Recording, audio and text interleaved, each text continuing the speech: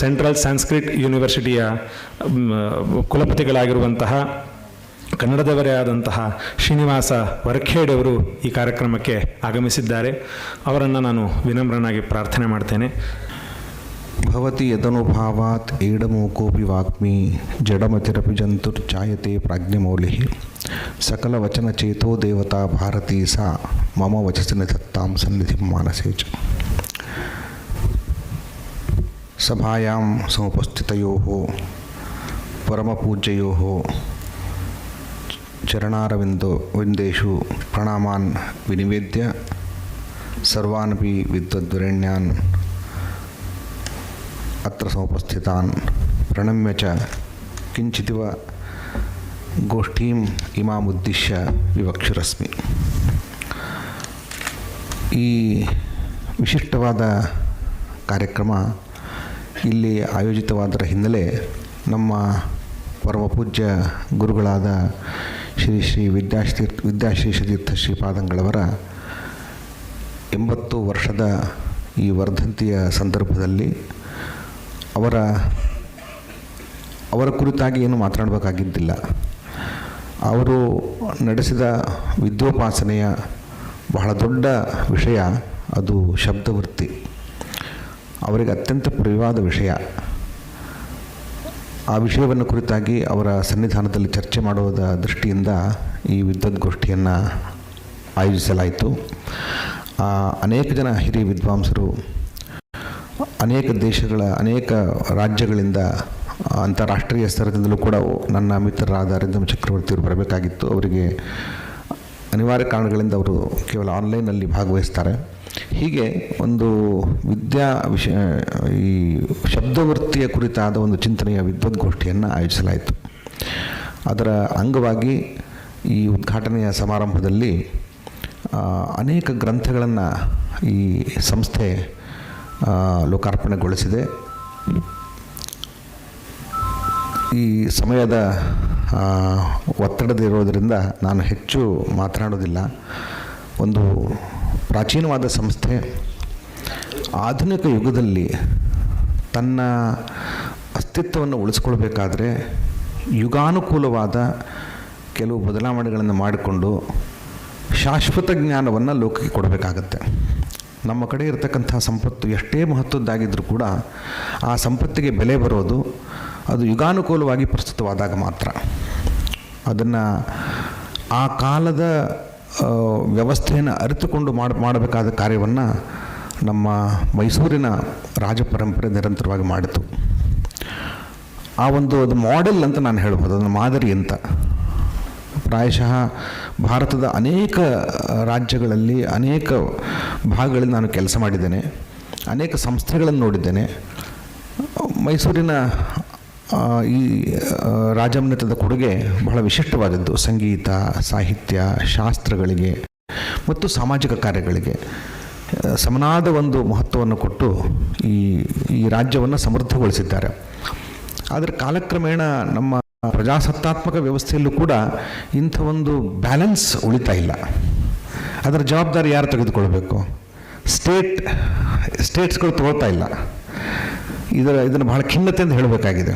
ಅದಕ್ಕೆ ಅನೇಕ ವರ್ಷಗಳ 25 ವರ್ಷಗಳ ಈ ಕ್ಷೇತ್ರದಲ್ಲಿ ಕೆಲಸ ಮಾಡಿದ ಮೇಲೆ ನಾನು ಎಲ್ಲ ಕಡೆಗೆ ಹೇಳೋದಿಷ್ಟೇ, ಯಾವತ್ತು ಪ್ರಾಯಶಃ ನನ್ನ ಜೀವನದಲ್ಲಿ ನೋಡ್ಬೋದೇನೋ, ಯಾವತ್ತು ಸಂಸ್ಕೃತ ಸಂಸ್ಥೆಗಳು ಸರ್ಕಾರದ ಅನುದಾನವನ್ನು ತಿರಸ್ಕರಿಸಿ ತಾವು ಸ್ವತಂತ್ರವಾಗ್ತವೋ ಅವತ್ತು ಸಂತೋಷ ಆಗುತ್ತೆ. ಅಂಥ ದಿವಸ ಬರಬೇಕು.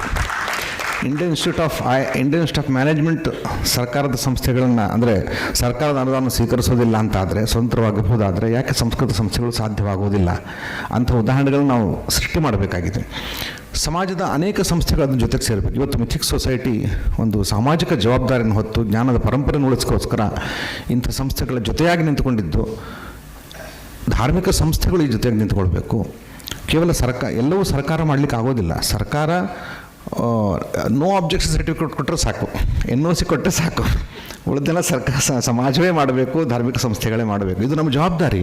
ಇಲ್ಲದೆ ಹೋದರೆ ಈ ಯಾವ ರಾಜ್ಯದಲ್ಲಿ ಜ್ಞಾನದ ಸುಭಿಕ್ಷೆ ಇರೋದಿಲ್ಲ, ಅದು ಇವತ್ತು ಸುಖವಾಗಿರ್ಬೋದು. ನಾವು ಇವತ್ತು ಸುಖವಾಗಿರಲಿಕ್ಕೆ ಕಾರಣ, ಇವತ್ತಿನ ಸಮೃದ್ಧಿಗೆ ಕಾರಣ ನಮ್ಮ ಹಿಂದಿನ ಪೂರ್ವಜರು ನಡೆಸಿರ್ತಕ್ಕಂಥ ಈ ಪುಣ್ಯಾರ್ಜನೆ.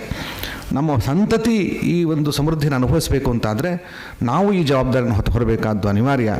ಆ ದೃಷ್ಟಿಯಿಂದ ಕೇಂದ್ರೀಯ ಸಂಸ್ಕೃತ ವಿಶ್ವವಿದ್ಯಾಲಯ ಸರ್ಕಾರದ ಅನುದಾನ ಇರಬಹುದು, ಆದರೆ ಕೇಂದ್ರ ಸರ್ಕಾರ ತುಂಬ ಉದಾರವಾಗಿ ಈ ವಿಷಯದಲ್ಲಿ ಕಾರ್ಯ ಮಾಡಬೇಕು ಅಂತ ನಮಗೆ ಸೂಚನೆ ಕೊಟ್ಟಿದೆ. ನಾನು ನೋಡಲ್ ಏಜೆನ್ಸಿಯಾಗಿ ಎಷ್ಟು ಸಾಧ್ಯವೋ ಭಾರತದ ಎಲ್ಲ ಕಡೆ ನಾನು ಸ್ವತಃ ಪ್ರವಾಸ ಮಾಡ್ತೇನೆ. ಅಲ್ಲಿಯ ಅವಶ್ಯಕತೆಗಳನ್ನು ಅರ್ಥಕೊಂಡು ಏನು ಸಾಧ್ಯವೋ ಅದನ್ನು ಮಾಡ್ತಾ ಇದ್ದೇವೆ. ಆದರೆ ಸರ್ಕಾರದಿಂದಲೇ ಎಲ್ಲವೂ ಸಾಧ್ಯವಾಗೋದಿಲ್ಲ ಅನ್ನೋ ಸ್ಪಷ್ಟತೆ ನನಗೆ ಅರಿವಾಗಿದೆ. ಅದರಿಂದ ವಿದ್ವಾಂಸರು, ಸಮಾಜ ಮತ್ತು ಧಾರ್ಮಿಕ ಸಂಸ್ಥೆಗಳು ಸೇರಿ ಈ ಜ್ಞಾನದ ಪರಂಪರೆ ಮುಂದುವರಿಸಬೇಕಾದಂಥ ಕಾರ್ಯಕ್ಕೆ ಈ ದಿವಸ ಶ್ರೀ ವ್ಯಾಸರಾಜ ಮಠಾಧಿಪತಿಗಳು ಅವರು ಸ್ವತಃ ವಿದ್ವಾಂಸರಾಗಿದ್ದವರು, ಅನೇಕ ಶಿಷ್ಯರನ್ನು ತಯಾರು ಮಾಡಿದವರು, ಅನೇಕ ವಿದ್ವಾಂಸರಿಗೆ ಪೋಷಣೆ ಕೊಟ್ಟಿರ್ತಕ್ಕಂಥವ್ರು. ವ್ಯಾಸರಾಜದ ಪರಂಪರೆ ಅಂಥದ್ದು. ಇದು ಕೇವಲ ಪೋಷಣೆ ಮಾಡತಕ್ಕಂಥ ಕಾರ್ಯ ಇಲ್ಲ, ಸ್ವಯಂ ವಿದ್ವತ್ ಪರಂಪರೆ ನಡೆಸಿ ಪಾಠ ಪ್ರವಚನ ಮಾಡಿ ಶಿಷ್ಯ ಪರಂಪರೆ ತಯಾರು ಮಾಡಿ ಅವರಿಗೆ ವ್ಯವಸ್ಥೆ ಮಾಡಬೇಕಾದ್ದು ಜವಾಬ್ದಾರಿ. ಈ ಎಲ್ಲ ಜವಾಬ್ದಾರಿಗಳನ್ನು ಹೊತ್ತಿರತಕ್ಕಂಥ ವ್ಯಾಸರಾಜ ಮಠಾಧೀಶರಲ್ಲಿದ್ದಾರೆ. ನಮ್ಮ ಆದಿಚುಂಚನಗಿರಿಯ ಮಠಾಧೀಶರು ಸಮಾಜದ ಬಹುದೊಡ್ಡ ಸಮುದಾಯವನ್ನು ಮಾತ್ರ ಪ್ರತಿನಿಧಿಸೋದಲ್ಲ, ಅವರು ಜ್ಞಾನ, ವಿಜ್ಞಾನ, ತಂತ್ರಜ್ಞಾನ, ಸಮಾಜ ವಿಜ್ಞಾನ ಎಲ್ಲರ ಹಂತದಲ್ಲೂ ಕೂಡ ಅವರು ದೊಡ್ಡ ಪ್ರಭಾವಶಾಲಿ ಕಾರ್ಯವನ್ನು ಮಾಡತಕ್ಕಂಥ ವ್ಯಕ್ತಿತ್ವ ಅವ್ರದ್ದು. ಒಂದು ಘಟನೆ ನೆನಪಿದೆ ನನಗೆ. ಅವರ ಆದಿಚುಂಚನಗಿರಿಯಲ್ಲಿ 12 ವರ್ಷಗಳ ಮುಂಚೆ ಅವರನ್ನು ನೋಡಲಿಕ್ಕೆ ಒಬ್ಬ IAS ಅಧಿಕಾರಿ ಬಂದರು. ಆಕೆ ಯಂಗ್ IAS ಆಫೀಸರ್, ತಮಗೆ ಜ್ಞಾಪಕ ಇದೆಲ್ಲ ಗೊತ್ತಿಲ್ಲ. ಯಂಗ್ IAS ಆಗ್ತಾನೆ ಅವರು IAS ಆಫೀಸರ್ ನಿಗ್ತಾ ಇದ್ದರು. ಅವರ ತಂದೆ ತಾಯಿ ಕೂಡ ಜೊತೆಗೆ ಬಂದಿದ್ದರು. ಆಕೆಗೆ ಅವ್ರಿಗೂ ಸ್ವಾಮಿಗಳು ಚೆನ್ನಾಯಿತು, ಪರೀಕ್ಷೆಯನ್ನು ಪಾಸ್ ಮಾಡಿದ್ದೀರಿ, ಭಾಳ ಸಂತೋಷ ಆಯಿತು, ನಿಮ್ಗೆ ಒಳ್ಳೆಯದಾಗಲಿ ಅಂತ ಹೇಳಿದರು. ಅದಾದಮೇಲೆ ಶಾಲು ಎಲ್ಲ ಬಂತು. ಅವರು ಮುಂದೆ ಬಂದರು.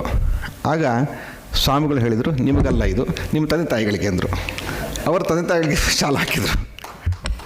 ಆಕೆ ಹೇಳಿದರು, ನೀವು ಹೋಗಿ ಹಳ್ಳಿನಲ್ಲಿ ಅನೇಕ ವರ್ಷಗಳ ಕೆಲಸ ಮಾಡಿ ವಾಪಸ್ ಬನ್ನಿ, ನಿಮಗೆ ಸತ್ಕಾರ ಮಾಡ್ತೇನೆ ಅಂತಂದರು. ದೃಷ್ಟಿ ನೋಡಿ, ಅಂದರೆ ಕೆಲಸ ಮಾಡಿದ ಮೇಲೆ ನಿಮಗೆ ಸತ್ಕಾರ, ಈಗ ಯಾಕೆಂದರೆ ನಿಮ್ಮನ್ನು IAS ಮಾಡಿದ್ದು ನಿಮ್ಮ ತಂದೆ ತಾಯಿಗಳು, ನೀವಲ್ಲ ಅಂತ ಹೇಳಿದರು.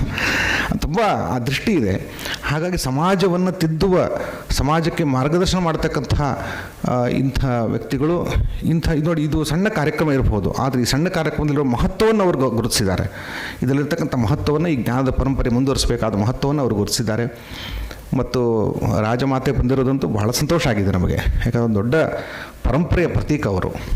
ಇದು ಇವತ್ತು ಕೂಡ ಇಲ್ಲಿಯ ಮೈಸೂರಿನ ಜನರ, ಇವತ್ತು ನಾನು ತಮ್ಮ ಉಪನ್ಯಾಸ ನೋಡುವಾಗ ಅದನ್ನೇ ನೋಡಿದೆ ನಾನು. ಅದು ಒಂದು ಅಲ್ಲ, ಮೈಸೂರಿನ ಜನರ ಎಲ್ಲರ ಹೃದಯದಲ್ಲೂ ಅಂಥ ಒಂದು ಸ್ಥಾನ ರಾಜಸತ್ತೆ ಮುಗಿದು 75 ವರ್ಷಗಳು ಕಳೆದ ಮೇಲೂ ಇದೆ ಅಂದರೆ ಅದರ ಪರಿಣಾಮ ಎಂಥದ್ದು, ಅಂದರೆ ಎಷ್ಟು ಚೆನ್ನಾಗಿ ಕೆಲಸ ಮಾಡಿರಬೇಕು. ಅದು ದೊಡ್ಡ, ಇದನ್ನು ಆದರ್ಶವಾಗಿರ್ಕೊಂತಕ್ಕಂಥ ನಮ್ಮ ಈಗಿನ ರಾಜನೀತಿಯಲ್ಲಿರ್ತಕ್ಕಂಥವ್ರಿಗೆ ಇದು ಆದರ್ಶ ಆಗಬೇಕು.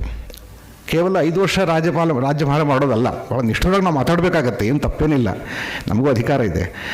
5 ವರ್ಷಗಳ ಕಾಲ ಅಧಿಕಾರ ಮಾಡೋದಲ್ಲ, 50-100 ವರ್ಷಗಳ ಕಾಲ ಏನು ನಡಿಬೇಕು ಅನ್ನೋ ಚಿಂತನೆ ಇಲ್ಲದೆ ಹೋದರೆ ನಮ್ಮ ಸರ್ಕಾರಗಳು ಭಾಳ ಗಂಭೀರವಾಗಿ ಯೋಚನೆ ಮಾಡಬೇಕಾದಂಥ ವಿಷಯ. ಇಂಥ ಒಂದು ಮಾಡೆಲ್ ತಗೊಳ್ಬೇಕು.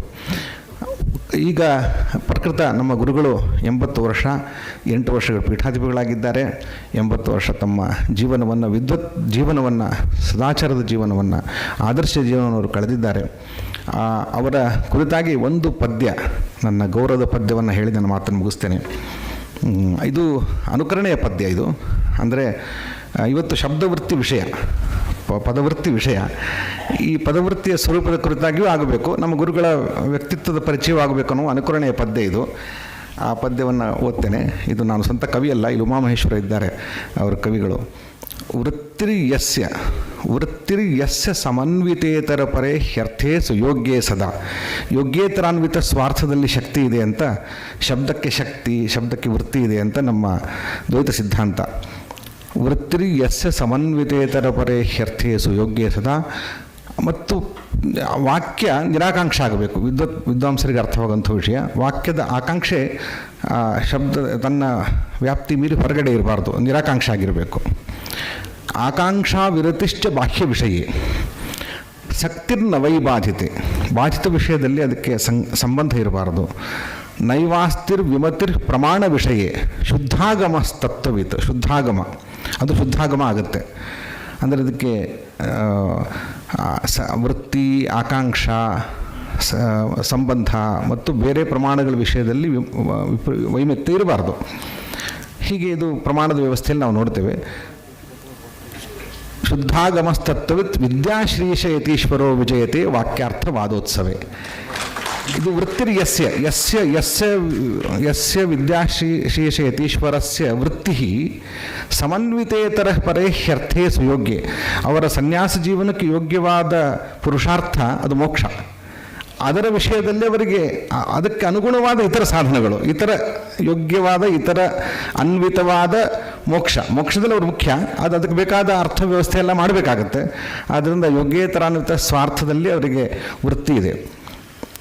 ಆಕಾಂಕ್ಷಾ ವಿರತಿಶ್ಚ ಬಾಹ್ಯ ವಿಷಯ. ತಮಗೆ ಬೇಡವಾದ ವಿಷಯದಲ್ಲಿ ಅವರಿಗೆ ಆಕಾಂಕ್ಷೆ ಇಲ್ಲ. ಆಕಾಂಕ್ಷಾ ವಿರತಿಶ್ಚ ಬಾಹ್ಯ ವಿಷಯ. ಬಾಧಿತೆ ನಿಷಿದ್ಧವಾದ ವಿಷಯಗಳಲ್ಲಿ ಅವರಿಗೆ ಆಸಕ್ತಿಯೇ ಇಲ್ಲ. ಬೆಳಗ್ಗಿನ ಸಂಜೆವರೆಗೆ ಸೋಷಿಯಲ್ ಮೀಡಿಯಾದಲ್ಲಿರೋರಿಗೆ ಎಷ್ಟು ಆಸಕ್ತಿ ಇರುತ್ತೆ ಅಂತ ಗೊತ್ತದೆ. ನಿಷಿದ್ಧವಾದ ವಿಷಯದಲ್ಲಿ ಯಾವ ಆಸಕ್ತಿಯೂ ಅವರಿಗಿಲ್ಲ. ಅವರು ಮೌನಿಗಳು. ನೈವಾಸ್ತಿರ್ ವಿಮತಿ ಪ್ರಮಾಣ ವಿಷಯ. ಪ್ರಮೇಯದ ವಿಷಯದಲ್ಲಿ ಯಾವತ್ತೂ ಅವರು ಸಂದೇಹ ಬರೋದಿಲ್ಲ. ಅವರಿಗೆ ಡೌಟೇ ಇಲ್ಲ. ಬಹಳ ನಿಶ್ಚಿತವಾದ ಮತಿ ಅವ್ರದ್ದು.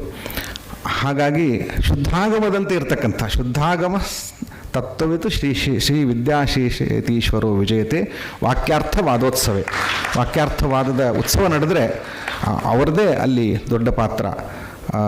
ಹೀಗೆ ಶಬ್ದ ಪ್ರಮಾಣ ವಿಷಯ ಯಸ್ಯ ಪದಸ್ಯ ವೃತ್ತಿ ಯೋಗ್ಯೇತರಾನ್ವಿತೆ ಸ್ವಾರ್ಥೇ ಇತಿ ಮತಂ ಸದಾ ವಾಕ್ಯಂ ನಿರಾಕಾಂಕ್ಷಂ ಭವೇದಿತ್ಯತಃ ಬಾಹ್ಯಾರ್ಥೇ ನ ಆಕಾಂಕ್ಷಾ ಬಾಧಿತೆ ಪ್ರತ್ಯಕ್ಷಾದಿನ ಬಾಧಿತೆ ನೈವ ಸಂಬಂಧ ಅಬಾಧಿತ ವಿಷಯತ್ವಾತ್ ಪ್ರಮಾಣಂ ಶ್ರುತ್ಯಾದಿ ಪ್ರಮಾಣ ವಿಷಯ ನ ವಿಪ್ರತಿಪತ್ತಿ ಅತಃ ಶ್ರುತ್ಯಾದಿ ವಿರೋಧೋಪಿ ನ ತಾದೃಶಃ ಶುದ್ಧಾಗಮಃ ತತ್ವಂ ವೇದಯತೀತಿ ತತ್ವವಿತ್ ವಿರಾಜತೆ ವಿಶಿಷ್ಟಸ್ಥಾನಂ ಭಜತೆ. ಶ್ರೀ ವಿದ್ಯಾಶ್ರೀತೀರ್ಥ ಪಕ್ಷೆ ಯಸ್ಯ ಪೂಜ್ಯ ಯತೀಶ್ವರಸ್ಯ ವೃತ್ತಿ ಸನ್ಯಾಸಯೋಗ್ಯೇ ಅರ್ಥೇ ಪುರುಷಾರ್ಥೇ ಮೋಕ್ಷೇ ಇತರ ಸಾಧನಾನ್ವಿತೆ ಏವ ನ ತ್ವನ್ಯತ್ರ. ಸದಾ ಬಾಹ್ಯೇ ಧರ್ಮಬಾಹ್ಯೇ ಕಾಮ್ಯೇ ವಿಷಯೇ ಆಕಾಂಕ್ಷಾ ವಿರತಿ ಕಾಮನಾರಹಿತತ್ವಂ. ಬಾಧಿತೆ ನಿಷಿದ್ಧೇ ವಿಷಯ ನ ಸಕ್ತಿ ನ ಸಂಗತಿ. ಪ್ರಮಾಣ ವಿಷಯ ಪ್ರಮೇಯೇ ನ ಕದಾಪಿ ವಿಮತಿ ನ ಸಂದೇಹ ನ ವಿವಾದ. ತಾದೃಶಃ ತತ್ವವಿತ್ ಶುದ್ಧ ಆಗಮಃ ಯಸ್ಯ ತಾದೃಶಃ ಶುದ್ಧಾಗಮಃ ಶ್ರೀ ವಿದ್ಯಾಶ್ರೀಶತೀಶ್ವರೋ ವಿಜಯತೆ. ಕುತ್ರ ವಾಕ್ಯಾರ್ಥವಾದ ಗೋಷ್ಠಿ ಏವ ಉತ್ಸವ ಯಸ್ಯ. ಅಂದ್ರೆ ಸ್ವಲ್ಪ ಸಂಸ್ಕೃತ ವಿದ್ವಾಂಸರಿರೋದ್ರಿಂದ ಸಂಸ್ಕೃತದಲ್ಲೂ ನಾನು ಹೇಳಿದೆ, ವಿದ್ವಾಂಸರಿಗೆ ಪ್ರಿಯವಾಗುವಂತೆ ಈ ಗೋಷ್ಠಿಯಲ್ಲಿ ಇದರಲ್ಲಿ ನನ್ನ ಮಿತ್ರರಾದ ಮಧುಸೂದನಾಚಾರ್ಯರು ಬಹಳ ಉತ್ಸಾಹಿಗಳು.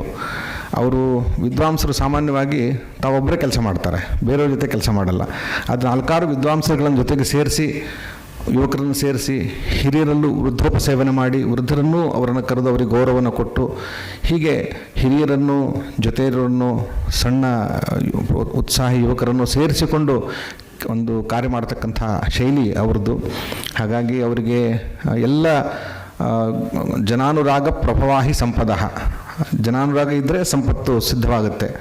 ಆ ಕಲೆ ಅವರಿಗಿದೆ. ಅದು ನಿರ್ದೇಶಕತ್ವ ಸ್ಥಾನಕ್ಕೆ ಬಹಳ ಯೋಗ್ಯವಾದದ್ದು.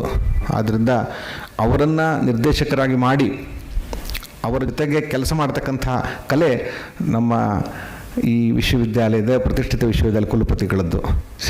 ಪ್ರೊಫೆಸರ್ ಲೋಕನಾಥ್ ಅವರು ಯಾರನ್ನು ಎಲ್ಲಿ ಕೂಡಿಸ್ಬೇಕು, ಹೆಂಗೆ ಕೆಲಸ ಮಾಡಬೇಕು ಅಂತ ಗೊತ್ತಿರೋದೇ ಕುಲಪತಿ ಕೆಲಸ. ಕುಲಪತಿ ಏನು ಕೆಲಸ ಮಾಡಬೇಕಾಗಿಲ್ಲ, ಯಾರು ಎಲ್ಲಿ ಕೂಡಬೇಕು ಅಂತ ನಿರ್ಧಾರ ಮಾಡಬೇಕಷ್ಟೆ. ಅದನ್ನು ತಪ್ಪಾಗಿ ಮಾಡಿದರೆ ಕುಲಪತಿ ಕಾರ್ಯ ನಿಂತು ಹೋಗುತ್ತೆ. ಆದ್ದರಿಂದ ಮೈಸೂರು ವಿಶ್ವವಿದ್ಯಾಲಯಕ್ಕೆ ಒಬ್ಬ ಸುಯೋಗ್ಯ ಕುಲಪತಿಗಳಿದ್ದಾರೆ. ಪ್ರತಿಷ್ಠಿತ ವಿಶ್ವವಿದ್ಯಾಲಯಕ್ಕೆ ಇಂಥ ಧರ್ಮಶ್ರದ್ಧೆ ಇರತಕ್ಕಂಥ, ಧರ್ಮಪೂರ್ವವಾದ, ಜ್ಞಾನದ ಕುರಿತು ಪ್ರೀತಿ ಇರತಕ್ಕಂಥ ವ್ಯಕ್ತಿ ಕುಲಪತಿಗಳಾದರೆ ವಿಶ್ವವಿದ್ಯಾಲಯಕ್ಕೆ ಒಂದು ಏಳಿಗೆ. ನಿಮ್ಮ ಕಾಲದಲ್ಲಿ ಈ ವಿಶ್ವವಿದ್ಯಾಲಯ ಇನ್ನೂ ಹೆಚ್ಚಿನ ವಿಸ್ತಾರವನ್ನು ಪಡೆಯಲಿ ಅಂತ ಹೇಳ್ತಾ ನನ್ನ ಮಾತುಗಳನ್ನು ಮುಗಿಸ್ತೇನೆ.